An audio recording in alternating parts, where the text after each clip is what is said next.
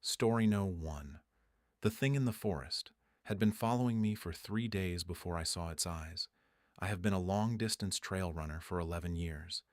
I have logged thousands of miles on trails in a dozen different states, in every season, in conditions that most people would consider unreasonable. I am comfortable in wilderness in the way that only comes from years of deliberate immersion in it. I know what belongs in the woods and what does not. I know the difference between the sounds of a living forest and the sounds of a forest that is responding to something it does not recognize. The trail I was running that week was a 5-day, solo route through a heavily forested stretch of wilderness in the Pacific Northwest. I had done similar routes many times. I was well equipped, well prepared, and I had filed my route with a contact who would raise the alarm if I did not check in at scheduled intervals. The first day was normal. The second day was when I noticed the silence. Not total silence. The forest was never totally silent, but a directional silence. A zone of quiet that moved with me, roughly 100 yards behind me and slightly to my left, that I became aware of sometime in the early afternoon of the second day. Birds did not call from that direction. The wind seemed to die in that quadrant. The specific ambient sound of a living forest, insects, small movements, the thousand small signals of creatures going about their existence, was absent from that zone in a way that was not natural. Something was there, something large enough and present enough that everything around it had gone quiet in response.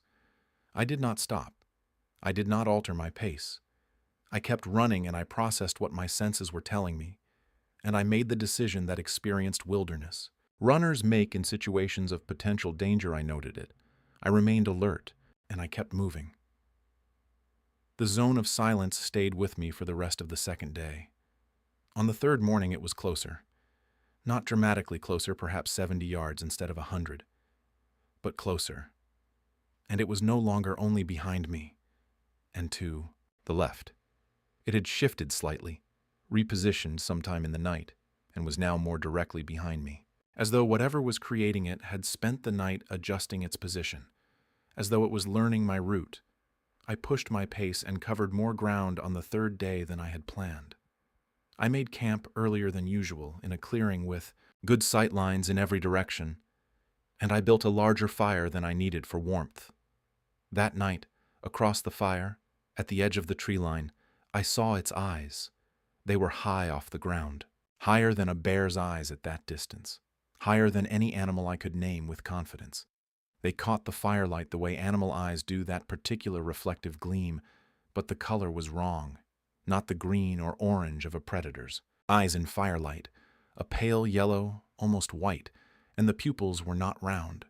They were elongated in a way I could see clearly even at that distance. They were looking at me. I did not move. I sat beside my fire and I looked back at those eyes and they looked at me, and neither of us moved for a very long time. I am not able to tell you how long.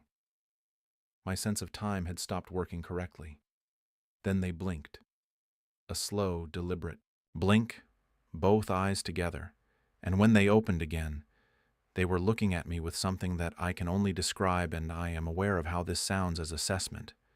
The quality of attention behind those eyes was not the attention of an animal, calculating threat or prey. It was something else. Something that processed what it was seeing in a way that felt uncomfortably close to the way a person processes what they are seeing. I threw a large piece of wood onto the fire. The flare of light pushed the darkness back 20 feet. The eyes were gone. I did not sleep that night. I sat with my back against a tree, and I watched the tree line until dawn, and I did not see the eyes again, and I did not hear movement, and the forest sounds returned gradually as the night deepened, and whatever had been there withdrew. I completed the route. I did not stop early, did not call for extraction, because some part of me understood that running in panic through that forest was more dangerous than finishing deliberately.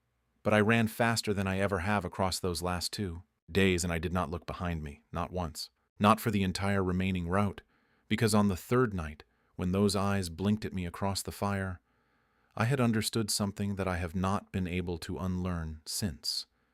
It had been there since the first day. It had been behind me, at that distance, in that silence, for 3 full days before it allowed me to see it. which means it had been choosing not to let me see it.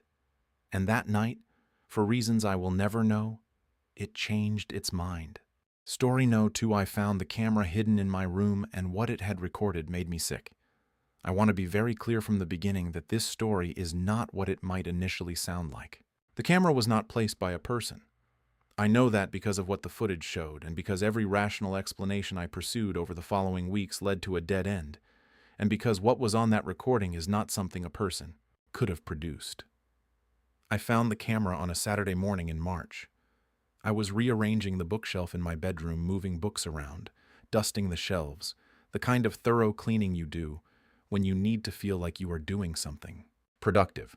Behind a stack of books on the third shelf, tucked against the wall, was a small camera.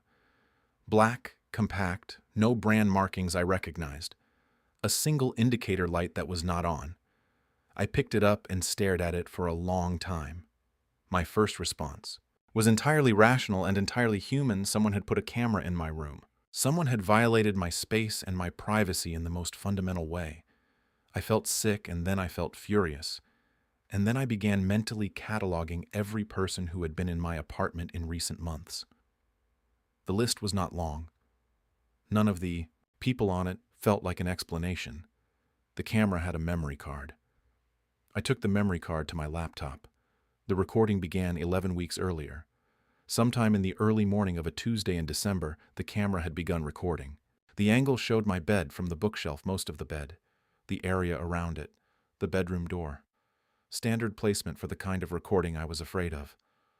What the recording showed for the first 2 weeks was normal. Me sleeping. Me waking up. Me moving through the ordinary rhythms of a person's private life, unaware of being filmed. I watched with a crawling discomfort that I pushed through because I needed to see the whole thing. The recording changed on a Wednesday night. In the third week, I was asleep in the footage. The room was dark. The recording in the grainy low-light mode that small cameras use in darkness. I was visible in the bed, still, breathing. Everything normal. And then something walked through the wall. Not through the door. Through the wall. Beside the door, the solid wall, the one that had nothing on the other side but the hallway. Something came through it the way a person walks through a doorway, with that same ease and purposefulness, and stood in my bedroom. It was tall. It was dark in a way that the camera's low light struggled to process, darker than the room around it, a darkness that seemed to have depth and dimension independent of the available light.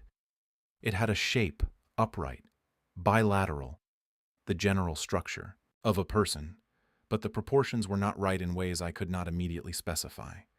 Too tall, too narrow, the head at an angle that a human neck could not sustain. It stood beside my bed and looked down at me sleeping. It was there for 47 minutes.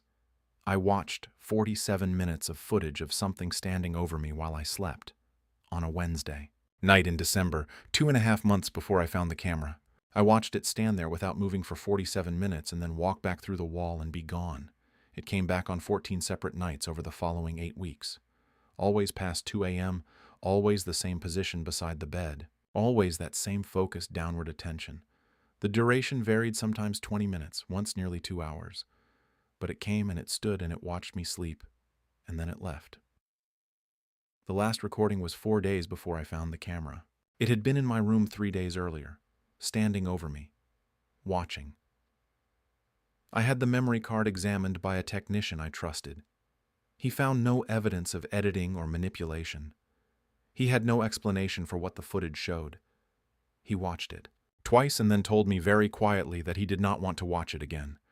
I do not know who put the camera there. I do not know what was recorded on it. I do not know what stood over my bed on 14 nights while I slept without any awareness of its presence. I moved out of that apartment the same week.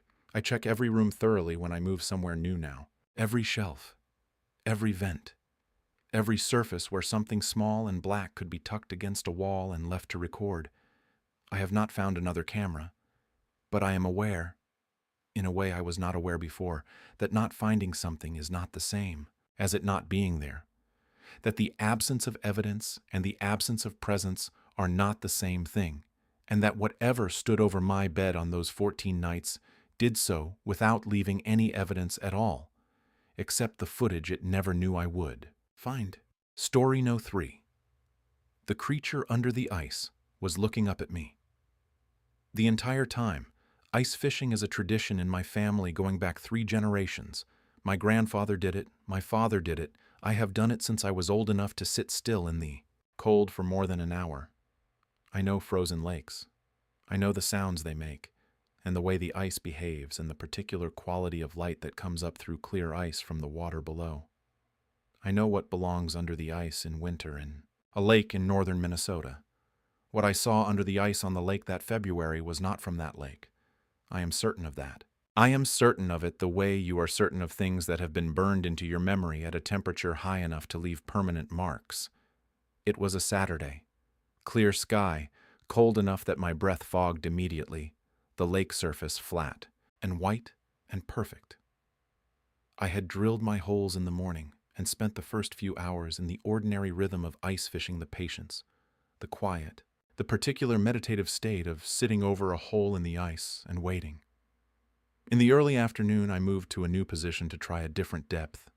This part of the lake had very clear ice you could see down into the water below, dark and cold and still. I had fished this spot before and sometimes watched the fish moving at depth, which I always found peaceful. I was lying on my stomach looking down through the ice when I saw it.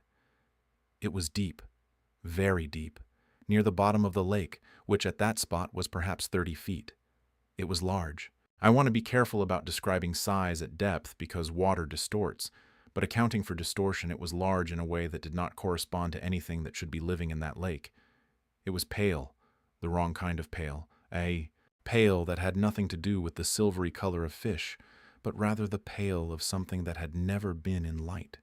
It was oriented vertically in the water, which fish do not do, upright, the way a person treads water, but completely still.